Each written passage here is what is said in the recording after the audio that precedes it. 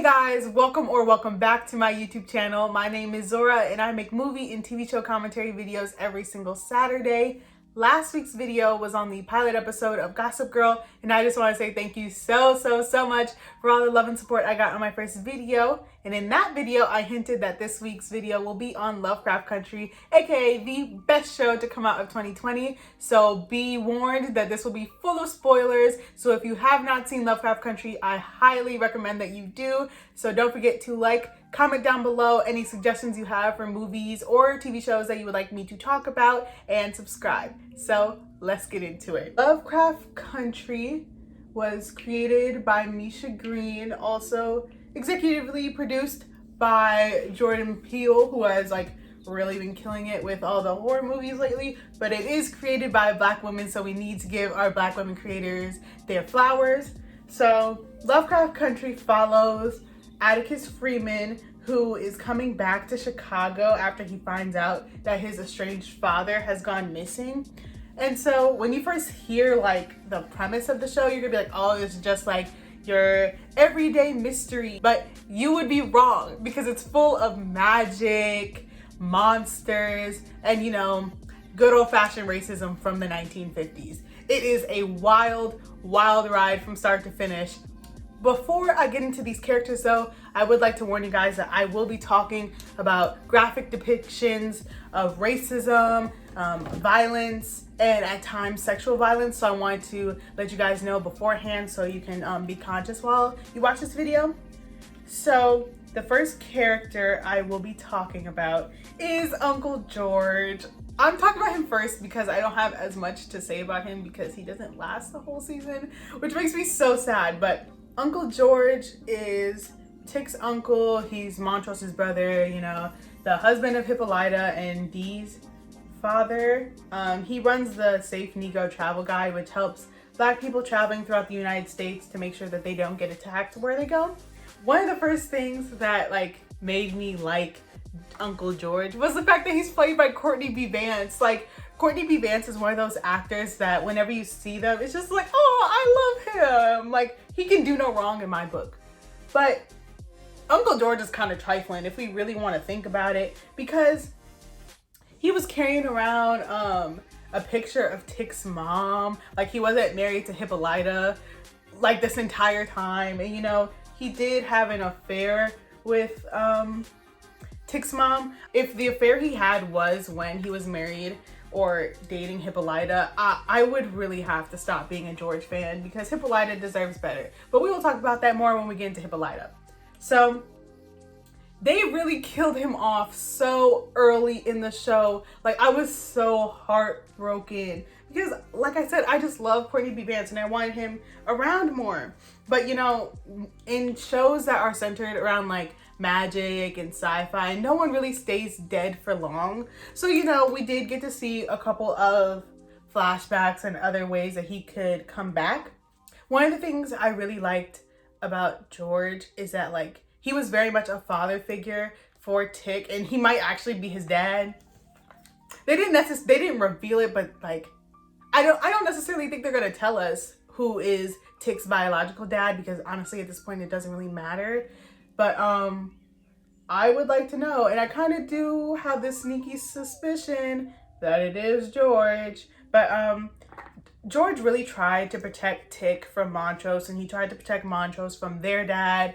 And you can't always be there, but you could tell that it was really heartbreaking for him to know what was done to Montrose and then what Montrose did to Tic. He really tried to be there, but he ain't perfect. And I just love Courtney B. Vance, and I'm so mad that they killed him off so early. Why would they do that? I'm still not over it. But let's get into the main character. So Atticus Freeman is our main character. He's a Korean War veteran, sci-fi nerd. He loves reading, and it turns out that he's the heir to this crazy magic bloodline on his mom's side, called the Order of Ancient Dawn, and it's essentially a white supremacist magic cult. Okay, let me just say this now so we can move on with the video.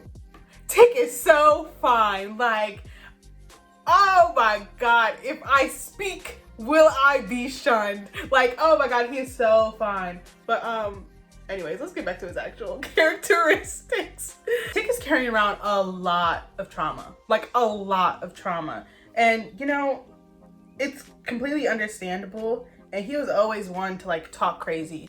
He was always popping off at the mouth, especially with Letty and Gia. But I'm not gonna get into that right now. But I really like Tick and Letty together. Like, they're just really two imperfect people trying to make it work.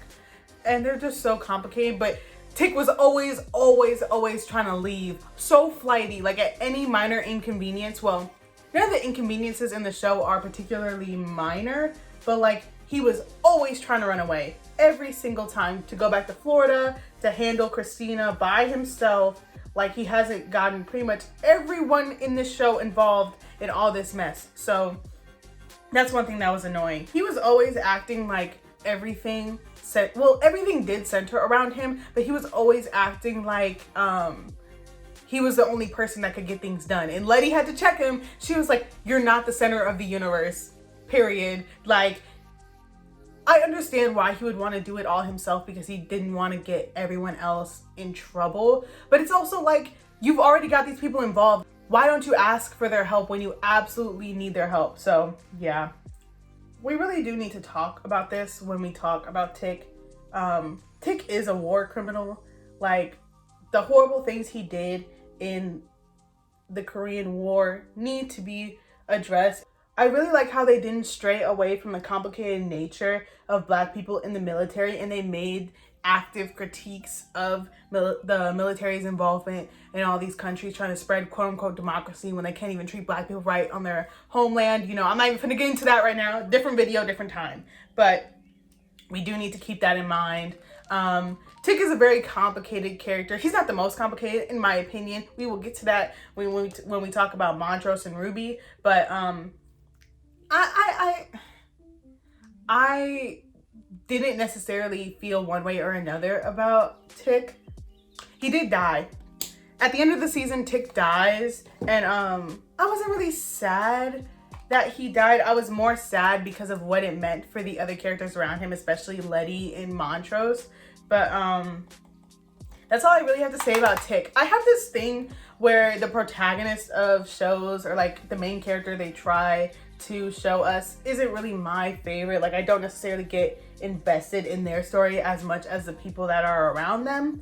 So that's kind of the case with Tick. Now let's get into my favorite character, Miss Letitia Lewis. I love her so much. Miss Letty was eating the girls up every single episode. Every single outfit looked so good. She was killing that red lip, which is gonna inspire me to do my red lip today. But she was always killing that red lip in all these outfits, but her hair never lasted an episode. Like, she had her, you know, nice little blowout or whatever, and they ruined it every single episode. That's not important, but it was very important to me while watching it, because I was like, damn, her hair cannot stay an entire episode, but whatever. So Letty is Tick's high school friend turned love interest. She's a photographer and activist, and she's like our headstrong female lead, and I absolutely adore her.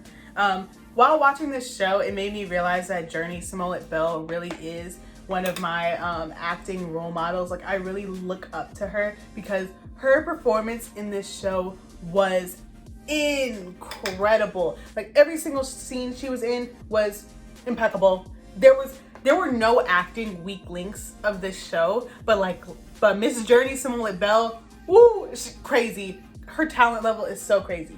One thing I really liked about Letty is the fact that she's a track star, because in horror movies, you know, they be having people running slow all the time with just enough time to spare for the people to catch them, but not Letty. Letty was speed racer, running up and down these streets, running up and down that forest. You was never fit to catch her slipping. I really want to know more about Letty's background with her mom, because she was very much estranged from her. She didn't even go to her funeral, which, I mean, she was in jail when the funeral happened, so it's not like she could have gone anyway. But like, I want to know more about their childhood, especially how her relationship with Ruby kind of went downhill and is very much estranged as well.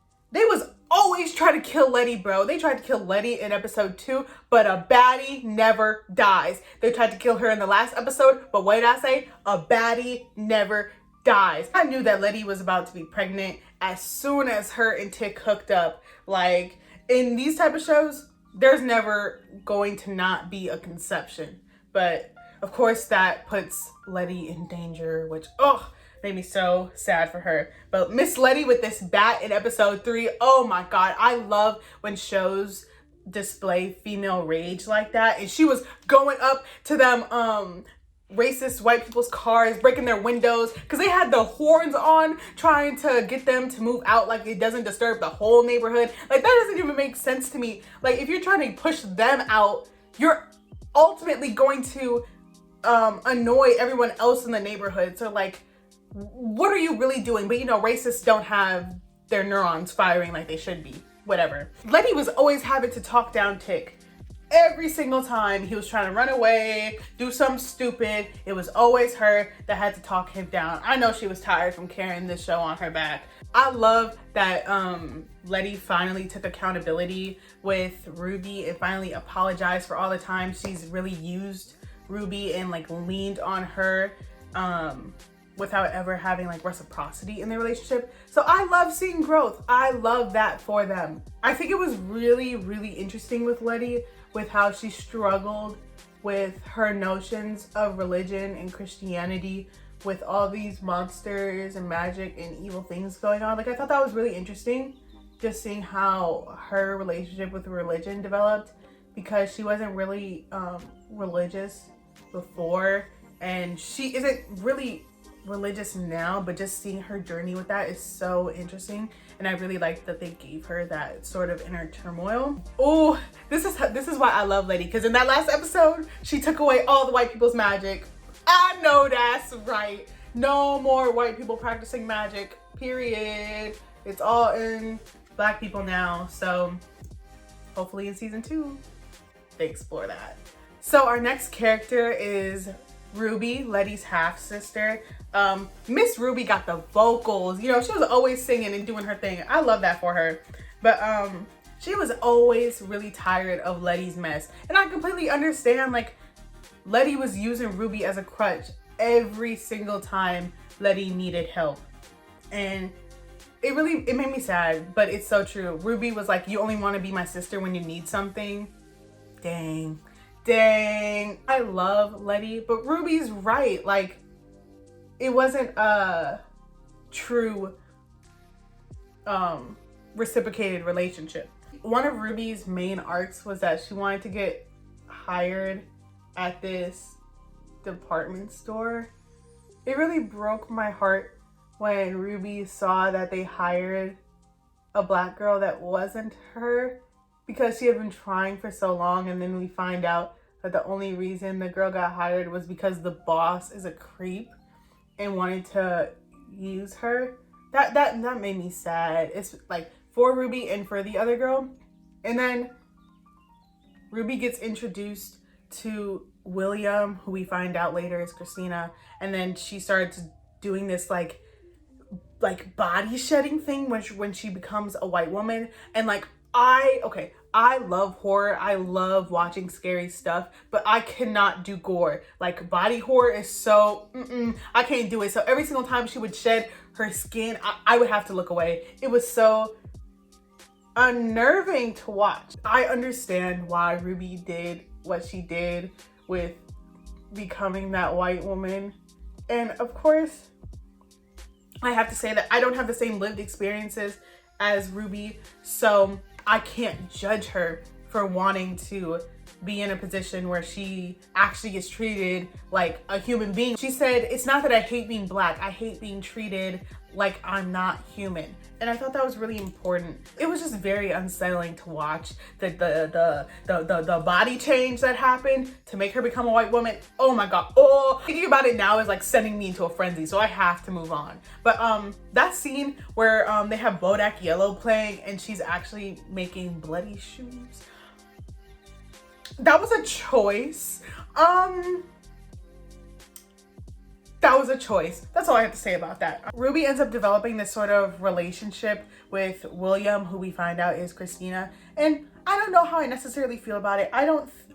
It's so hard because I don't really know if Christina really liked Ruby, because Christina is so maniacal and was very much concerned with her plan that I don't know if she really liked her, because we do know that the whole her whole way in was to get to Ruby, to get to Letty. Basically, I want better for Ruby. I want Ruby to find her a nice girl who actually likes her. We don't have to question back and forth whether she does or doesn't. And Ruby as a whole just deserves better. In that whole scene where Ruby was asking Christina if she even cared about Emmett Till, I was like, we all know that Christina doesn't, but having Ruby ask her and then Christina tell her that no, I don't care, really broke me, because you could tell how torn up Ruby was about it. What I really liked about Ruby is that when it really mattered, she was there for Letty, even when Letty didn't really deserve it.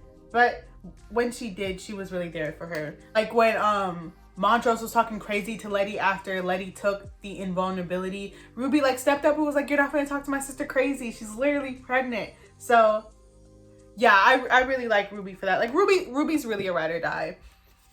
And then she dies. You know what? I'm choosing to believe that she didn't actually die. For my own peace, I'm choosing to believe that Ruby is still alive. So that's really what I have to say about Ruby. I really liked her. I'm gonna proceed as if she's alive. So you're just gonna have to move around me. So the next character we're gonna talk about is William / Christina. Christina is the daughter of the leader of the Order of Ancient Dawn, who was played by Fitz from Scandal. That caught me completely off guard. Like, this actor is always choosing characters that are teetering the line of good and bad. Like in Tarzan, he was a good guy. You can argue all you want about if he was a good guy or not in Scandal. And then in Ghost and here, he was bad. So, you know, I'm always so conflicted whenever I see this actor on screen. And William is the body she inhibits whenever she needs to. So, her whole goal is to become immortal, which I don't really understand. Like, why would you want to live forever when everybody you know is dead? That doesn't make sense to me, but whatever. I sympathize with Christina in the way that she faced a whole lot of sexism within the cult, but then like that's where my sympathy with her ends. It starts and ends there. I do not like Christina, but one thing I will say about Christina was that she was always looking good. Like, she didn't look as good as Letty did, but she was up there. Like, her hair was always looking really nice and her outfits were okay too. So, you know, she was looking good while she was being evil. I will never forget that some of y'all were out here thirsting over William in broad daylight. On Beyonce's internet, y'all were thirsting over William. Not me though. Christina is really evil for trying to prey on the divide between Ruby and Letty's relationship. Like, with the money that was supposed to be from their mom, but it was actually from Christina, and that whole conflict, like, that was really Christina's fault, even though Letty was at fault for not telling her about the money, but Christina should have never been meddling in their family business. Christina is so messed up for preying on Ruby's insecurities. Like, she did not have to do that this entire season, just harping on the fact that Ruby feels like she can't ever make her own decisions. And she's so evil. And of course she weaponizes her whiteness, talking to Tick about how he can't be out here killing white women in broad daylight. I wish Tick would have been able to pull that trigger so this season would have ended there, because I can't stand Christina for all that. Okay, this is something that I've gone back and forth with people about. I don't think that Christina had those men do to her what happened to Emmett Till because she cared about Ruby and wanting to know what it was like. I personally think she wanted to test her invulnerability, and that had nothing to do with her actually caring about Ruby, but I'm hoping that she actually low-key did care about Ruby, so she didn't actually kill her. So, complicated relationship. So when Christina inhabited Ruby's body in that season finale to trick everybody, I'm calling that blackface. And now she's dead. Christina is one of the characters that can absolutely stay dead. I have no complaints if they're just never brought back. But yeah, moving along. So our next character is Hippolyta. She's Dee's mom. She's George's wife. She's a master astronomer, genius, brilliant woman that everybody tries to act like is stupid. Like when they were all lying about how George died and they expected her to just take it like her husband didn't just mysteriously die on the road with no explanations. Like, I didn't like that. I didn't like that they were always trying to play her like she was stupid.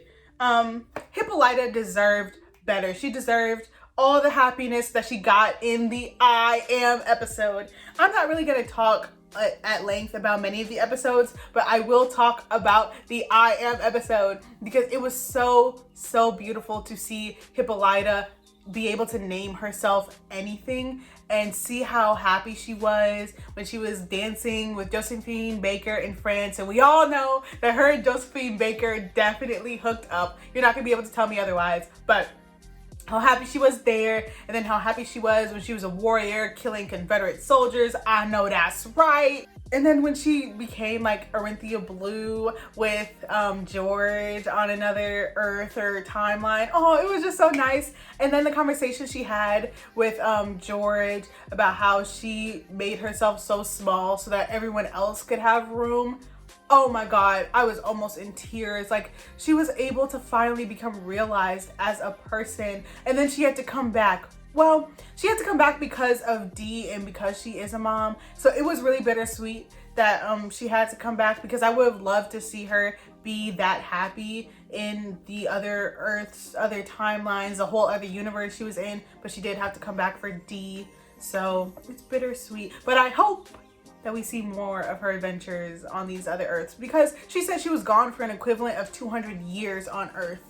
So they have so much to pull from, so I expect to see it. And then when Hippolyta gets like the blue hair when she's trying to keep the portal open in the Tulsa episode, and she's finally Arinthia Blue. Oh, I love that for her. I love Hippolyta. She's just so smart and deserves the whole entire world. And she's just one of the best characters for me. The next character is Dee, who is Hippolyta and George's daughter. She is an artist, an artiste, comic book artist, period. She's like the only kid in this story, and she gets a lot of the trauma and the horrible things out of all these characters. Like, she's always coming under fire. Like, she loses her dad, her mom disappears, her best friend disappears, who is Emmett Till in this story. And I just wanted to talk about that for a little bit, because I know that with a lot of shows, when they bring in people from the past who have these tragic stories, there's always, we always need to question if it's respectful, if they should have done it at all. And I personally think that given the time period of it being in the 1950s and being in Chicago, it would have been really disrespectful if had they not talked about it.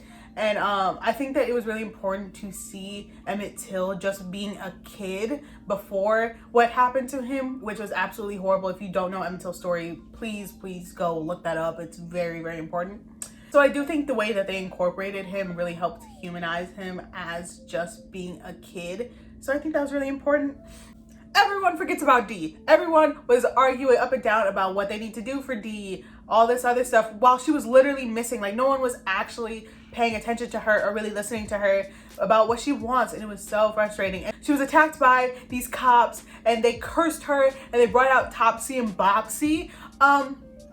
When I first watched this show, I thought Topsy and Bopsy were really like creepy and scary. But now watching back, they send me into orbit. Like, the way they were dancing was so funny, because they was getting it too. Like, Topsy and Bopsy was getting it.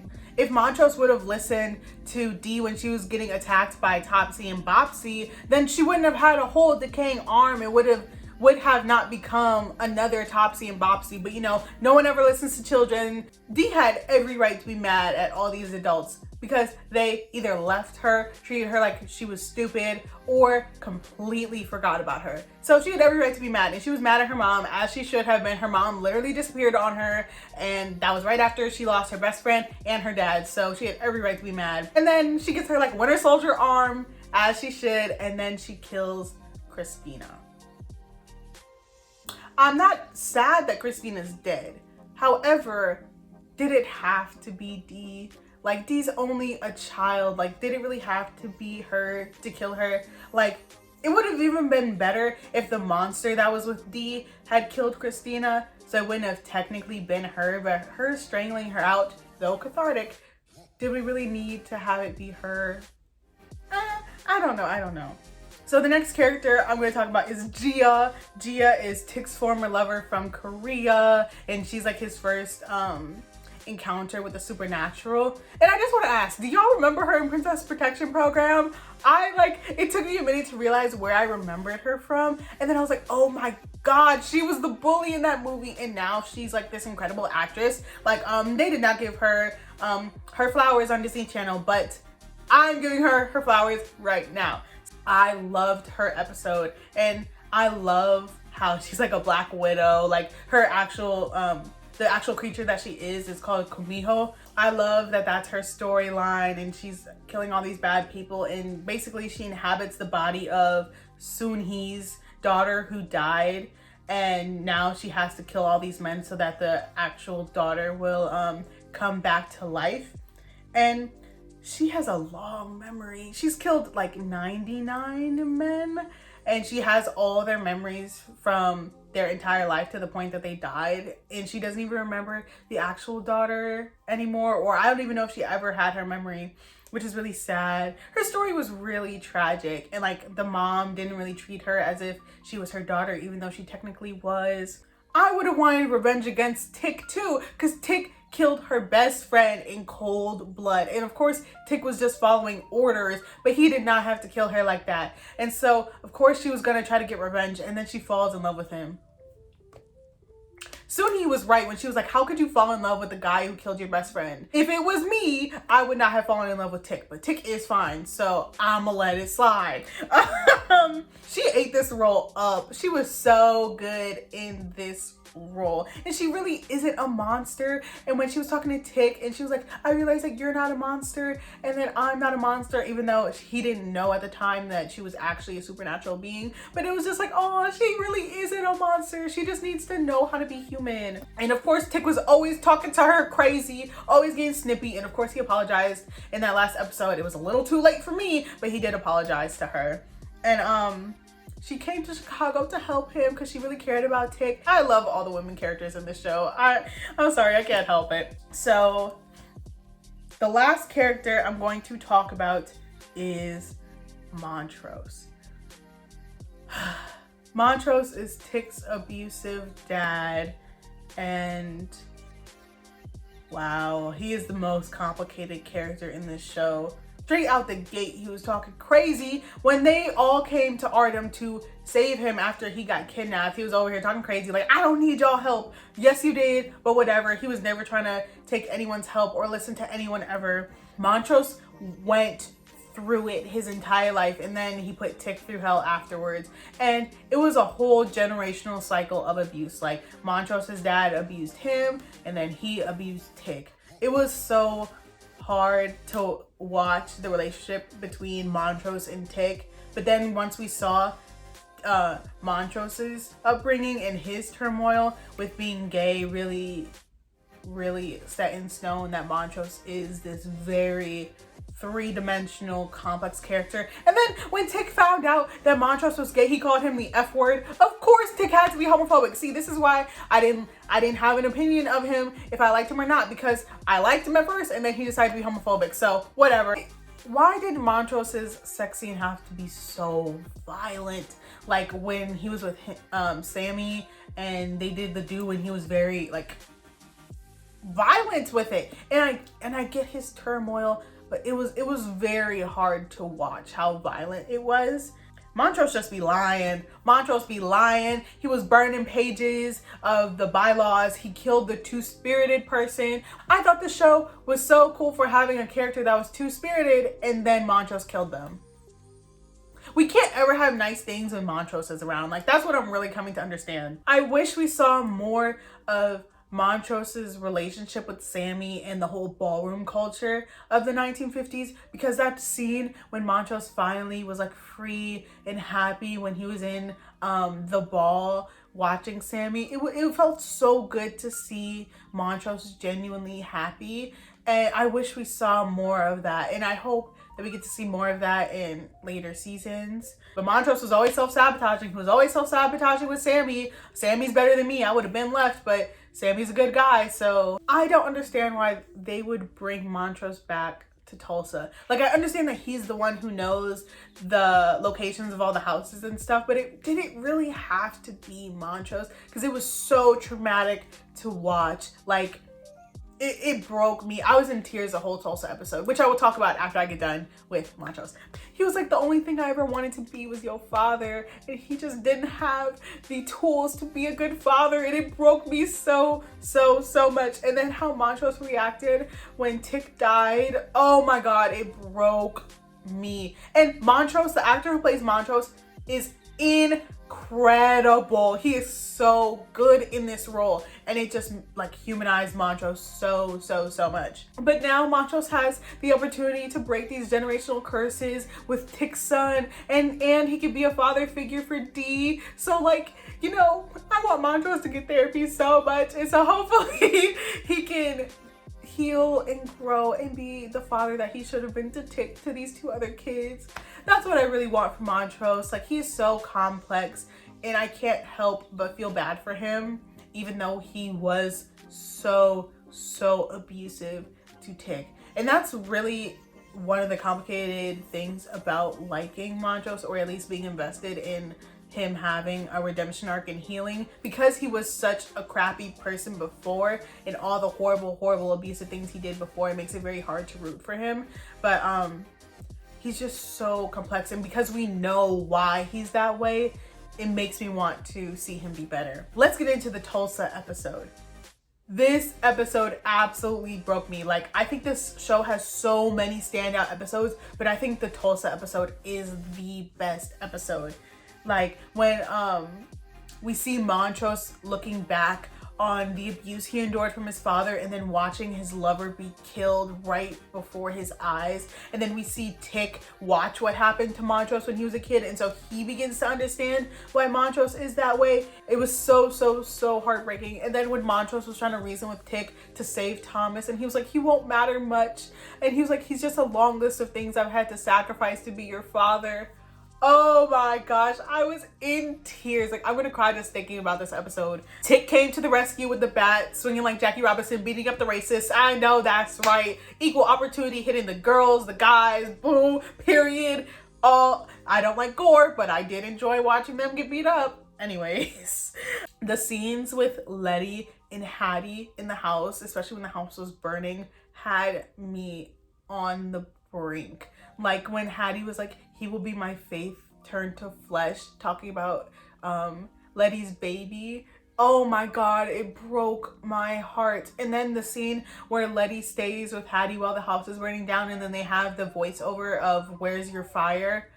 Oh my gosh, this episode was incredible. And then the scene when Letty's walking through the fire because she's invulnerable and she's carrying the book of names, and it has the "Where's Your Fire?" It's still going on. Oh my gosh, the directing of this episode, the acting, all the elements, the writing was so good. Seeing Black Wall Street before, when it was in its glory and so beautiful, and then we see the destruction of the massacre, it broke me. It really broke my heart and made me angry to see that, and see that like there hasn't been reparations for what happened on that night. Like, oh my gosh, don't let me get into that. Those are all the characters and the episodes I'm gonna really talk about at length. So let me get into my general notes of Lovecraft Country. I genuinely love this show, and I think it is the best show to come out this year because it follows Black people during this time period. And a lot of shows that center around Black people, they tend to go the route of being educational and explaining things to non-Black audience members. But this show did not do that at all. It was so so beautiful to see these Black people from different walks of life. So beautiful to see how differently they all looked, especially body type wise. Like, and it's helmed by a Black woman, so I can't help but love it. The pilot episode Sundown is the best pilot to come out in a while. Like, I watch that pilot as if it's a movie. I watch it all the time. With this episode, there were so many like iconic pictures from history brought to life, and it just really brought you into the time period, and it was so beautiful. And all the cultural references throughout the show with voiceovers from James Baldwin, Whitey on the Moon, Where Is Your Fire, all of this stuff was so good, and it really was made by Black people for Black people. I genuinely think that the racial horror in this show was the scariest element of it. Like, we were dealing with monsters and we were dealing with magic, but I think that the racism of this time and the racism that the people had that were wielding the magic was the most terrifying part. Like, I found myself on the edge of my seat watching the car chase in Sundown when they were trying to get out of the Sundown town, when the cops had D, all of that stuff was scarier to me than all the sci-fi elements of that, and I think that's really important. This show is aesthetically gorgeous. Like, the fashion of this period, gorgeous. I really liked the fusion between the old music of the time period and then bringing in modern songs. When they had the Rihanna song, B Word, Better Have My Money with Christina, I thought that was so funny. That sent me. I really like how this show dives into generational trauma with what happened with Montrose's dad to Montrose to Tick. I thought that was very important to see, and then the possibility of them breaking that cycle was so important, and I really like that they talked about how pain really does transcend generations. The whole bloodline legacies was so interesting because we normally don't see that with Black people being the characters at the helm. Like, with shows that have magic elements, it's usually like the Black person will be like the magical Negro stereotype, and then that'll be their only role. So I really liked how it was very much inclusive in that and brought Black people into the helm, even though it was because of the white slave owner that Tick has this magic. But you know, that's neither here nor there at this point. The acting in this show, like I said before, is impeccable. There are no weak links. Like, one of my favorite acting moments of this entire show was when George died and we see Tick's reaction, Montrose's reaction to George's death, and he's like holding him in the car, and we see Letty's reaction to trying to hold Tick together. Oh my gosh, it was so good. All the acting in this show is so good. I want these people to get so many more jobs after this. Like I said before, when I was talking about Tick and his role in the military, I really liked how there was a active criticism of the military throughout this entire show. I really liked how the different episodes had these different genres attached to them. Like, the third episode was very much like a haunting, ghost, horror, and then the fourth episode was like an Indiana Jones, The Mummy type episode, and I really liked that. I liked how the show is able to be versatile in that way. And I really enjoyed how complex these characters were. Like, none of these characters came out unscathed. All of them were so complicated in so many different ways, and I think that's what made me really like them, because they were all very much three-dimensional. So let's get into the problems of Lovecraft Country, because we do need to be critical of the media we consume. So none of the LGBT relationships in this show were positive at all, and even the characters who were not straight ended up getting the short end of the stick a lot of the time, with Montrose, with Ruby, even the fact that they killed the two-spirited person right after the two-spirited person was introduced. Like, that's kind of a problem, and I can only really talk from outside the club. Like, I'm not equipped with the different depictions of LGBT relationships to really actively criticize this, but I do think we need to acknowledge the fact that none of these relationships are positive. We didn't get to see Montrose and Sammy ever really be happy. We didn't even get to see Ruby in a relationship with someone who is actually fully invested in them without selfish means attached to it. So that really is a problem, and I think that in future seasons, this is my hope, that we get to see more positive LGBT relationships. And I know that the time period didn't really allow for these people to be loved out loud in the way that they should have been, but I do think that we need to see that in future seasons. We also need to talk about that blackface TikTok that's been going around when they painted that extra in blackface for this picture. That's really a problem, and I hope that they say something about that, because that's very concerning given the fact that this is such a revolutionary show, and for them to have that sort of scandal is very concerning. Don't ever do that again, please, and thank you. Now, what do we need to see in season 2? I honestly completely understand if we don't get a season 2. I feel like this show could end up being one of those shows that goes on for too many seasons, when the storyline from the first season kind of did get completed in a way. But I would really like to see the show go down the avenue of an anthology, like an American Horror Story, so that maybe the different seasons follow the same characters but different storylines. So I would really like to see Hippolyta and Dee be moved to main characters, and we get to see Hippolyta's adventures on all these different Earths, and then we can bring Dee into that. And I think they have so much material that they could have a full-fledged season about that. I would also really like to see a Montrose healing arc.